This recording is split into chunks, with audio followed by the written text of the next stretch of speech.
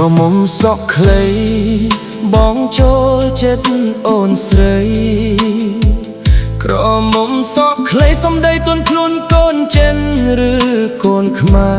រភ្នែកអូនមូលថ្លាចិត្តបងរឹតតែគិតចង់ស្នេហ៍ស្នាមមួយញឹមអូនធ្វើឲ្យបេះដូងបងភ្លេចគេយប់ឡើងដេកនឹកអូនគេងមិនលក់រហូតដល់ភ្លឺចង់លឺពាក្យអូនថាមានចិត្តដូចគ្នាក្រមុំរីករាយចាញ់ចាំងកាសស្អាតដើមមុខញញឹមបេះដូងបងញាប់ឃើញអូនរំចិត្តបងរំភើបខ្លាំងកាយវិការអូនធ្វើឲ្យបងសម្លឹងមិនដាំងភ្នែកយប់ឡើងដេកនឹកអូនសំបីសូវិនក៏ឃើញអូនចង់ប្រាប់ស្នេហ៍តែខ្លាចអូនបីសា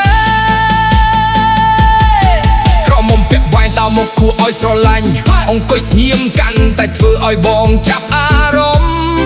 មិនសូវញញឹមតែសម្រស់អូនលេចធ្លោបងបានត្រឹមលួចមើលពីចំងាយយប់ឡើងដេកនឹកអូនចិត្តបងអន្ទះសាគ្រប់វិនាទីសង្ឃឹមថ្ងៃណាមួយអូនយល់ចិត្តបងក្រឡេកឃើញអូនម្ដងចិត្តបងរំជួលព្រាមស្នាមញញឹមអូនមួយធ្វើឲ្យបងមិនអាចបងភ្លេចបានថ្ងៃក៏នឹកយប់ក៏នឹកគិតដល់អូនគ្រប់ពេលវេលាយប់ឡើងដេកនឹកអូនសំបីសបិនក៏ហៅឈ្មោះអូនបើអូននៅ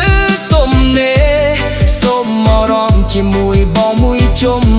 យប់ឡើងដេកនឹកអូនចិត្តបងអន្ទះសា